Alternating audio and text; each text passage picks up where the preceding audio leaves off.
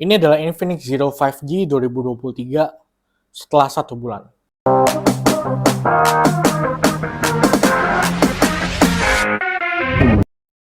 Halo guys, kembali lagi bersama gue di channel Yantronic. Hari ini adalah hari tepat 30 hari setelah gue membeli Infinix Zero 5G 2023. Handphone ini sudah gue buatkan video review sebelumnya. Nanti gue akan sertakan link videonya. Kalau kalian yang belum nonton, silahkan nonton dulu. Setelah pemakaian 1 bulan, gue akan mereview bagaimana performa HP ini dan apa saja yang terjadi di handphone ini setelah gue pakai. Tapi sebelum kita ke ulasannya, jangan lupa klik subscribe dulu dan like ke video ini. Yuk kita ulas. Oke, jadi handphone ini sebenarnya cukup ramai ya di bulan Februari kemarin itu. Beberapa YouTuber besar juga sempat ngebahas dan gue juga nonton video review mereka.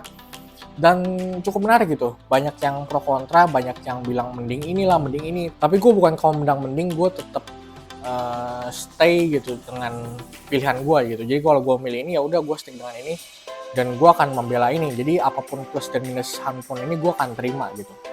Video ini juga sebenarnya buat meluruskan video review gue sebelumnya, karena video review kan gue pakai baru sekitar 5 hari ya, jadi belum menemukan sesuatu yang aneh gitu dari HP ini. Nah setelah 30 hari gue lebih bisa objektif gitu tentang HP ini. Untuk casing sendiri gue pun sudah mengupgrade casing Infinix ini dari yang tadi casing bawaan, karena gue nggak suka casing bawaan itu clear ya. Gue sukanya yang gelap hitam seperti ini. Di marketplace sudah keluar beberapa case yang kalian bisa pilih, walaupun masih sangat terbatas ya. Untuk anti gores gue belum ganti karena belum menemukan yang cocok gitu. Karena memang kekurangan kalau kalian beli handphone baru ya begitu, aksesorisnya belum lengkap di pasaran. Jadi yang pertama, di minggu pertama itu sekitar 5-6 hari gue pakai handphonenya, itu gue menemukan satu bug yang cukup aneh gitu. Nggak tahu bug atau enggak sih. Jadi ketika gue membackup data HP lama gue ke HP yang baru ini, dan ketika backup itu terjadi, gue tuh pakai sambil install aplikasi juga. Install aplikasi di Play Store, beberapa aplikasi, dan juga sambil browsing dan scroll. Nah ketika gue browsing, gue menemukan handphone ini melakukan hard reset gitu, reset sendiri, auto reset gitu. Jadi handphonenya tiba-tiba reset sendiri depan mata gue gitu.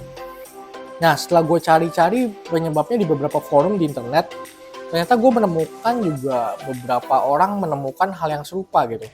Ketika pemakaian intens Infinix, gue nggak tahu dari HP Infinix-nya atau dari OS-nya gitu, mereka menemukan bug ketika pemakaian intens ini dia akan merestart sendiri. Jadi ketika pemakaian intens, HP-nya bakal nge-reset sendiri. Cuman mereka bilang itu bug dari launchernya. Itu gue juga nggak tahu, gue nggak mau berasumsi. Nah, setelah kejadian itu terjadi, gue langsung mengganti launcher gue dengan launcher pihak ketiga, yaitu Nova Launcher. Buat kalian tahu, nanti link downloadnya bisa gue taruh di deskripsi. Ini launcher yang cukup baik ya menurut gue. Nah, tadinya gue nggak mau pakai Nova Launcher. Kenapa? Karena menurut gue launcher bawaannya ini cukup canggih gitu. Kan gue pernah bahas juga di video sebelumnya, fitur-fiturnya itu udah lumayan lengkap. Dan setelah gue mendengar kalau launchernya itu ada beberapa bug, jadi gue main aman aja, gue pakai launcher pihak ketiga gitu. Toh Nova Launcher juga nggak kalah keren kok dari launcher bawaannya. Yang kedua yang mau gue bahas adalah tentang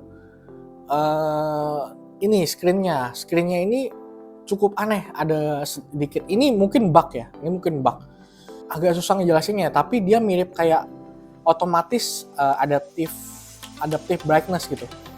Jadi ketika cahaya matahari itu ada, jadi ketika siang hari, pagi hari ketika cahaya matahari itu ada, ketika kita pakai HP-nya itu layarnya itu agak sedikit terang gitu. Tapi ketika malam hari dia redup gitu. Dia maksudnya bukan redup, maksudnya ya biasa aja gitu. Jadi sebenarnya mirip dengan adaptive brightness. Kalau kalian klik adaptive brightness, dia akan turunkan brightness sesuai dengan cahaya matahari kan. Tapi ini gue sudah matiin brightness-nya dan gue matiin fitur-fitur semua, gue matiin. Fitur temperatur, fitur apa gue matiin semua, tapi hal itu sampai sekarang masih terjadi di handphone ini. Dibilang mengganggu, sebenarnya nggak mengganggu banget, tapi at some point cukup annoying sih gitu. Dan gue masih penasaran kenapa hal itu bisa terjadi, atau mungkin ada settingan yang gue miss gitu. Gue mau nunjukin ke kalian, tapi di layar kamera sebenarnya nggak begitu kelihatan sih. perbedaannya. Buat kalian yang pakai HP ini dan ngalamin hal yang serupa, please komentar di bawah juga ya. Atau mungkin kalian nggak ngalamin juga, komentar juga kasih tau ke gue gitu. Siapa tahu mungkin HP gue beda sendiri. Nah, yang ketiga yang gue mau ngebahas ini adalah tentang baterainya. Baterai ini performanya jauh melebihi dari yang gue harapkan gitu. Ini benar-benar 5000 mAh yang gue expect gitu. Charger itu gue nggak pernah bawa gitu, dan seharian gue pakai cukup intens. Walaupun gue bukan gamer, tapi gue pakai screen time gue tuh di TikTok, di Instagram, di WhatsApp, dan browsing pagi sampai sore pulang ke rumah itu masih ada sisa 20%, 25% gitu. Jadi gue walaupun di pagi hari baterai gue 70-80%, gue nggak pernah khawatir gitu. Dan gue nggak pernah bawa casan kemanapun. Casan itu gue selalu ngecas di malam hari aja.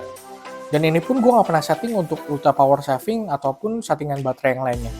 Jadi benar-benar murni kemampuan dari baterai ini sendiri. Dan ngecasnya pun benar-benar luar biasa sih. Gue ngecas sekitar 1 jam lebih juga dari low itu udah full banget. Jadi benar-benar dari baterai ini benar-benar salah satu keunggulan dari Infinix yang menurut gue cakep banget.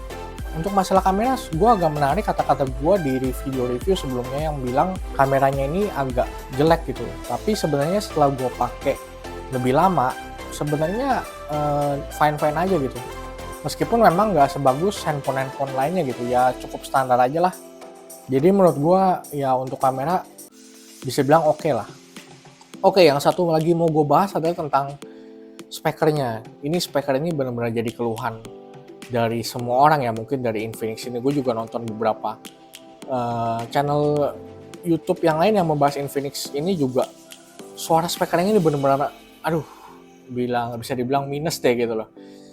Suaranya cempreng, suaranya nggak bulat gitu, dan kecil banget gitu. Jadi maksudnya walaupun di 100 volume, di 100% gitu, suaranya tetap kecil.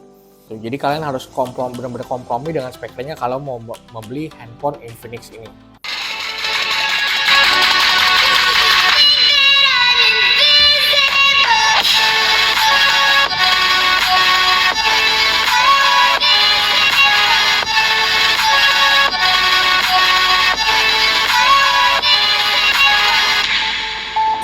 Untuk selebihnya sebenarnya nggak ada masalah sih, gue masih nyaman-nyaman aja pakai handphone ini.